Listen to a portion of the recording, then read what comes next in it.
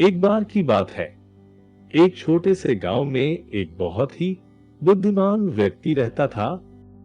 वो स्थानीय प्रशासन का मुखिया था और सभी उसका सम्मान करते थे।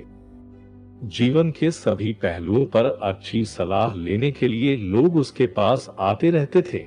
लेकिन मुसीबत यह थी कि उसका अपना बेटा आलसी था और उसके ज्ञानी रवैये में कोई फर्क नहीं पड़ रहा था। जैसे जैसे साल बीतता गया, बुआ अपने बेटे के भविष्य को लेकर चिंतित होने लगा। परिवार की देखभाल के लिए उसे अपने बेटे को अपनी जिम्मेदारी का एहसास कराने की जरूरत थी। तो एक दिन उसने अपने इकलौते बेटे को अपने पास आने के लिए बुलाया और कहा, बेटा, अब तुम बड़े हो गए हो और तुम्हें अपनी जिम्मेदारियों को समझने की जरूरत है। अपने पिता के शब्दों से चकित होकर उसने कहा, पिताजी, मैं आपके बिना कैसे रहूंगा? मैं आपके बिना कुछ भी नहीं हूं। अब उसके पिता ने उत्तर दिया कि मैं चाहता हूं कि तुम अपने जीवन का लक्ष्य खोजो और जब तुम इस लक्ष्य को ढूंढ लोगे तो इसे हमेशा याद रखना और यह तुम्हें जीवन में खुशी और आनंद की ओर ले जाएगा। अगले दिन उसके पिता ने उसे एक थैला दिया। जब बेटे ने इसे खोला तो प्रत्येक मौसम के लिए 4 जोड़ी कपड़े और कुछ भोजन, अनाज और कुछ पैसे और एक नक्शा था।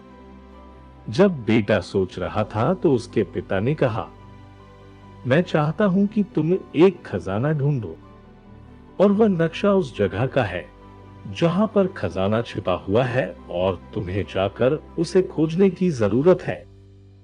अगले दिन बेटा रहस्य के खजाने को खोजने के लिए अपनी यात्रा पर निकल पड़ा। उसने अपने लक्ष्य तक पहुंचने के लिए कई नदियों, जंगलों और पहाड़ों की यात्रा की। उसने अपने पिता की भलाई के लिए प्रार्थना की और उन्हें घर वापस पहुंचने पर अपनी खोज दिखाना चाहता था। अपनी यात्रा में वह कई लोगों से मिला। कुछ ने उसे भोजन में मदद की और उसे आश्रय दिया, और चोरों और लुटेरों से भी मिला जिन्होंने उसका सामान चुरा लिया। वह किसी और से पहले वहां पहुंचना चाहता था। अंत में एक लंबे वर्ष के बाद वह चट्टान पर पहुंच गया जहां उसे अपना खजाना मिल सकता था। लेकिन बहुत ढूंढने पर भी वहां कोई खजाना नहीं मिला। निराश होकर वह घर वापस जाने लगा। वापस जाते समय वह उसी जगह और मौसम से गुजरा, लेकिन इस बार वह रास्ते में रुक गया और प्रकृति का आनंद लिया। जैसे शांतिपूर्ण गर्मी की शामें, फूलों को खिलते हुए देखना और बहुत कुछ। इस बार उसने अपने भोजन का शिकार करना, अपने कपड़े खुद धोना और खुद को कठोर मौसम से बचाना सीखा। उसने जंगली जानवरों और हानिकारक पौधों और झाड़ियों से अपनी रक्षा करना भी सीखा। वह उन्हीं लोगों से मिला जिन्होंने रास्ते में उसकी मदद की थी, और इस बार वह रुक गया और उनके साथ कुछ दिन बिताए, उनके कामों में उनकी मदद की और उनका आभार भी माना। उसने महसूस किया कि वे लोग कितने अद्भुत थे जिन्होंने बदले में बिना किसी अपेक्षा के राह चलते मुसाफिरों की मदद की। करीब 2 साल बाद वह अपने घर पहुंचा। वह सीधे अपने पिता के कमरे में गया और बोला, पिताजी। पिता ने अपनी आंखें खोली और उसने अपने बेटे को देखा और उसे गले लगा लिया। पिता ने पूछा, तो बेटा, कैसा रहा तुम्हारा सफर? खजाना मिला क्या? बेटे ने जवाब दिया, यात्रा बहुत अच्छी थी, लेकिन मुझे माफ कर दो पिताजी, मुझे कोई खजाना नहीं मिला। हो सकता है कि मेरे वहां पहुंचने से पहले किसी ने खजाना ले लिया होगा। उसके पिता मुस्कुराए और उसे अपने बगल की कुर्सी पर बैठने को कहा और बोले, ऐसा इसलिए हुआ क्योंकि वहां कोई खजाना नहीं था। बेटे ने पूछा कि तो फिर आपने मुझे वहां क्यों भेजा?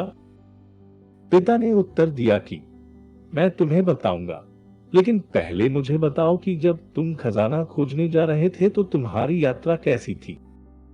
क्या तुमने प्रकृति का आनंद लिया और नए लोगों से दोस्ती की? बेटे ने जवाब दिया, नहीं पिताजी, मैंने ऐसा नहीं किया। मैं जल्द से जल्द अपनी मंजिल पर पहुंचने पर ध्यान केंद्रित कर रहा था। मेरे पास आनंद लेने और दोस्त बनाने का समय नहीं था। लेकिन हाँ, मैंने घर वापस आते समय ये सब किया पिताजी। मैंने वापस आते समय अपनी यात्रा का आनंद लिया और कई नए कौशल सीखे और जीवित रहने की कला में महारत हासिल की। मैं इतना खुश था कि मैं खजाना न मिलने का दर्द भूल गया। उसके पिता ने उसका हाथ थाम लिया और कहा, बिल्कुल मेरे बेटे, तुम जानना चाहते थे कि जीवन कैसे जीना है और अपने लक्ष्यों को कैसे खोजना है। रास्ते में जाते समय तुम लक्ष्य को खोजने पर इतना ध्यान केंद्रित कर रहे थे। मैं तुमसे बहुत खुश हूं बेटा, लेकिन अपनी मंजिल तक पहुंचने के लिए लोग इतने व्यस्त हो जाते हैं कि वो सफर का मजा ही नहीं ले पाते। हम सब अपने जीवन में लक्ष्य तक पहुंचने के प्रयासों को किसी दर्द की तरह मानते हैं, लेकिन ऐसा बिल्कुल भी नहीं है। जरा सोचिए कि अगर आप अपने पूरे जीवन काल में सिर्फ किसी न किसी लक्ष्य को प्राप्त करने के लिए दौड़ते ही रहेंगे तो क्या होगा। अगर आप ऐसा करेंगे तो आप जीवन ठीक से जी नहीं पाएंगे। हर दिन अपनी पूरी क्षमता से काम कीजिए, लेकिन जीवन की छोटी छोटी बातों में खुश होकर खुद को आगे बढ़ने के लिए प्रेरित कीजिए।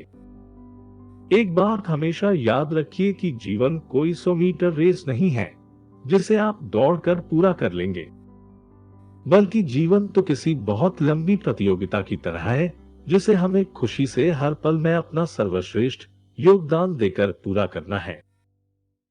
इस वीडियो से आपने कुछ सीखा है तो चैनल को सब्सक्राइब जरूर करें और इसे अपने मित्र एवं परिवार के साथ शेयर करना ना भूलें। धन्यवाद।